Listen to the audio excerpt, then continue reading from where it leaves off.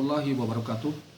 Kita jumpa kembali dalam pelajaran mata kuliah Hukum dan Kerjaan, kuliah online sebagai pengganti dari kuliah tatap muka. Pada pertemuan yang ke-5,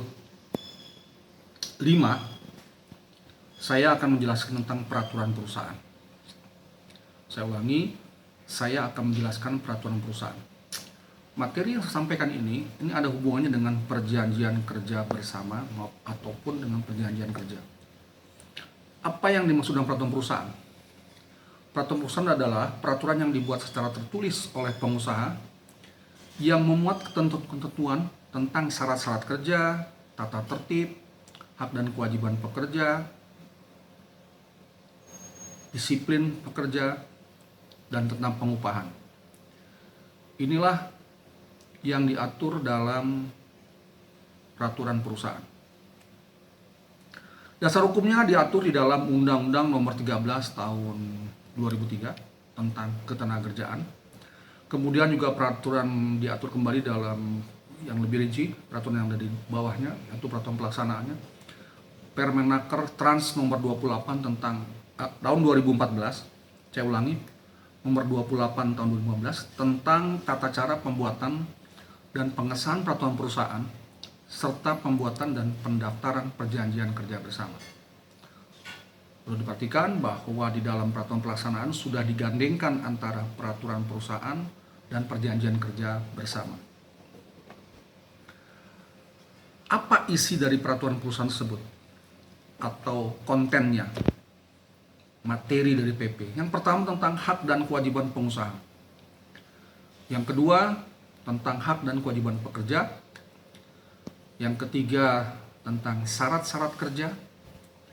Keempat, tata tertib perusahaan. Dan yang terakhir adalah jangan lupa jangka waktu berlakunya peraturan perusahaan. Itulah materi yang diatur dalam peraturan perusahaan. Prinsip dasar pembuatan PP. Karena bagi perusahaan yang memiliki karyawan lebih dari 20 orang, 25 orang, wajib membuat peraturan perusahaan. Yang pertama adalah, saya ulangi, prinsip dasar pembuatan PP atau peraturan perusahaan. Yang pertama adalah tidak boleh bertentangan dengan peraturan perundang-undangan. Yang pertama. Yang kedua, harus lebih baik dibandingkan dengan peraturan perundang-undangan yang mengatur hal yang sama. Yang ketiga, tidak boleh diskriminatif. Sebagai contoh, misalnya PP ini mengatur tentang yang boleh masuk bekerja di sini hanya golongan tertentu, atau suku tertentu, atau mungkin agama tertentu. Itu dilarang. Jadi bersifat diskriminatif.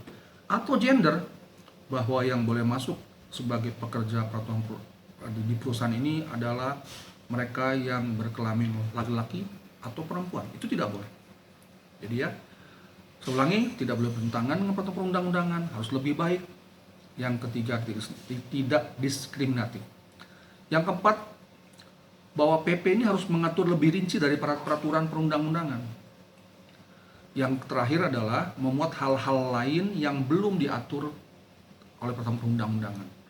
Itulah konten atau prinsip dasar pembuatan PP perlu diperhatikan. Adapun syarat formilnya,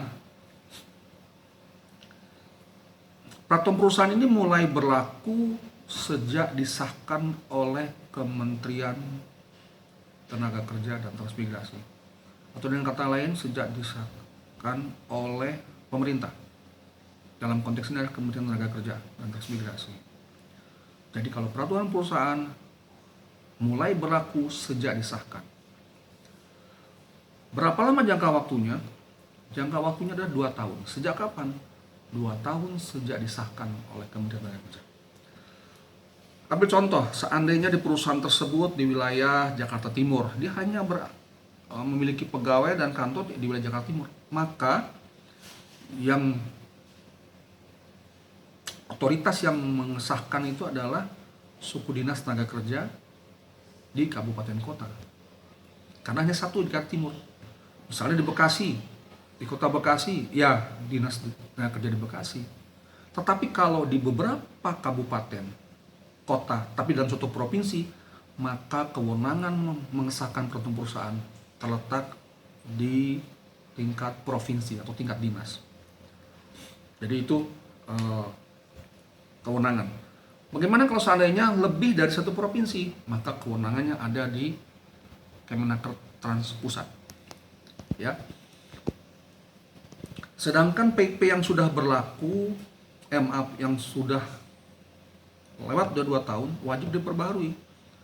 Timbul pertanyaan, bagaimana seandainya peraturan perusahaan sudah 2 tahun, tetapi belum ada peraturan perusahaan yang baru? Perlu diingat bahwa tidak boleh ada kekosongan hukum, karena akan menimbulkan chaos. Jadi peraturan yang lama tetap berlaku sampai terbitnya PP yang baru, atau sampai terbitnya peraturan perusahaan yang baru. Itulah yang harus diperhatikan dari segi syarat formil. Berikutnya, sebenarnya apa sih tujuan pengesahan PP itu? Kenapa harus disahkan? Kita perlu tahu bahwa namanya PP itu dibuat oleh perusahaan. Sedangkan karyawan hanya dimintain pandangan atau pendapatnya atau konsultasi. Karena dalam perusahaan tersebut biasanya belum ada serikat pekerja, sehingga dibuatlah peraturan perusahaan. Nah, bayangkan kalau seandainya pengusaha secara sepihak membuat peraturan perusahaan.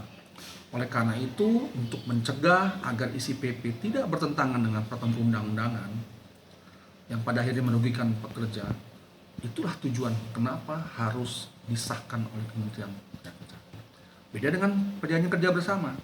Kalau perjanjian kerja bersama dibuat oleh para pihak, jadi berlakunya sejak disahkan oleh para pihak. Yang kedua adalah tujuannya untuk mengusahakan perbaikan. Mengapa? Karena secara 2 tahun sekali diharapkan PP itu ada upgrade, ada perbaikan remunerasi. Sekarang mengenai tujuan pembuatan PP. Yang pertama adalah mengusahakan perbaikan syarat kerja. Dan yang kedua adalah sebagai wujud permulaan terwujudnya PKB, Perjanjian Kerja Bersama. Atau dengan kata lain, PP disebut juga sebagai pra-PKB. Kewajiban perusahaan, yang terakhir, kewajiban perusahaan bahwa setelah dibuatnya PP, maka harus diberikan kepada seluruh pekerja, disosialisasikan, dan masing-masing mendapat 1 kopi. Itu idealnya dalam buku saku. Demikian, dan saya ulangi, perusahaan yang mempekerjakan minimal 10 kerja, mohon maaf bukan 20, minimal 20 orang kerja wajib membuat peraturan perusahaan. Demikian, sampai jumpa kembali pada pertemuan berikutnya. Assalamualaikum warahmatullahi wabarakatuh. Terima kasih.